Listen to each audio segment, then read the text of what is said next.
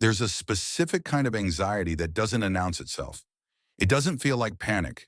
It doesn't feel dramatic. It shows up quietly, usually late at night. Paycheck Paul knows it well. He's lying awake, staring at the ceiling, not because something bad has happened, but because something could. A car problem, a medical bill, a slow month at work, a single unexpected email. None of these things are guaranteed, but the possibility is enough to keep his mind running. Paul isn't irresponsible. He isn't reckless. He's simply living without margin. And today we're talking about the amount of money that changes that. Not by making Paul rich, not by solving every problem, but by fundamentally changing how life feels. It isn't $1 million. It isn't six figures. It's $10,000. Before Paul had savings, every ordinary moment carried weight.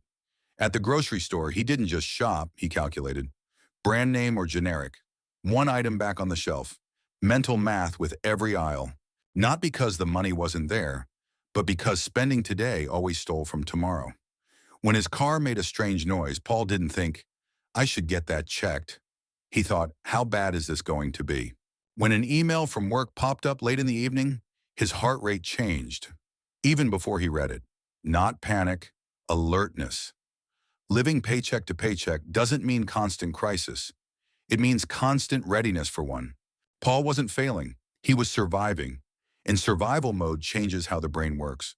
When money is tight, decisions shrink. Paul didn't plan for the future. He managed the present. Opportunities felt risky. Change felt dangerous. Stability felt fragile. Dinner invitations, weekend plans, subscriptions, unexpected expenses.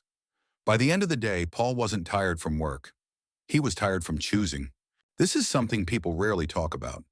Financial stress isn't loud, it's draining. And the cost isn't just financial, it's mental. When Paul reached his first $10,000 in savings, something unexpected happened. Nothing dramatic changed. He didn't celebrate. He didn't upgrade his lifestyle. He didn't even touch the money. But the background noise softened. The constant calculation faded. That money didn't represent spending power. It represented time.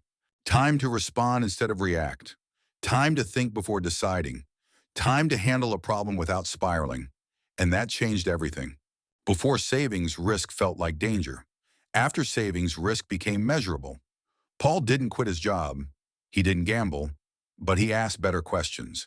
He negotiated instead of accepting. He considered a move instead of dismissing it. He explored options instead of assuming no. The safety net didn't make him reckless. It made him deliberate. And deliberation is power. Here's a small example. A check engine light appears. Before savings, that light meant stress, phone calls, and contingency planning. After savings, it meant an appointment. Same problem. Different experience. The difference between panic and inconvenience is enormous. Because panic hijacks decision-making. Inconvenience doesn't. Multiply that shift across dozens of moments, and life starts to feel quieter. Most people misunderstand emergency funds. They think the value is in using the money, but the real benefit comes from not needing to. People with savings rarely drain them on disasters. Instead, the money absorbs shocks before they reach everything else. It protects sleep, it protects relationships, it protects judgment.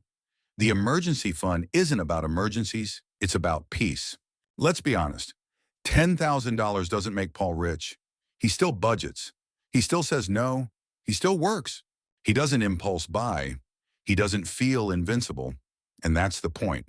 This milestone isn't about excess. It's about breathing room. The hardest part of saving wasn't the math. It was becoming a different person. Paul stopped seeing saving as sacrifice. He started seeing it as normal. That shift changed everything. He noticed expenses earlier. He questioned habits gently. He planned without pressure. Saving stopped being something he did. It became something he was. And once that identity forms, progress accelerates. There's a reason this number matters. Most financial disruptions fall below it. Car repairs, medical gaps, temporary income loss. $10,000 doesn't solve everything, but it handles most of what actually derails people. That's the difference between setbacks and spirals. Savings don't just protect you from bad outcomes. They unlock better ones. Paul could invest in skills. He could move when it made sense. He could walk away from bad deals. Options are invisible until you have them. And once you do, life opens quietly, not dramatically. There's a subtle confidence that comes from stability. Paul didn't broadcast it, he didn't brag, but he showed up differently. Paul didn't save $10,000 all at once. He built it slowly, small habits, consistent actions, unremarkable choices. The people who reach this milestone don't rely on motivation. They rely on systems, and systems don't burn out. The real value of the first $10,000 isn't the money, it's proof. Proof that Paul can delay gratification, proof that he can build margin, proof that money doesn't have to disappear. From there, everything else becomes possible. Paycheck, Paul didn't become wealthy. He became resilient, and resilience changed how everything felt. This was Paycheck, Paul, and this is how money really works. Thanks for watching. We'll check back in on Paul next time.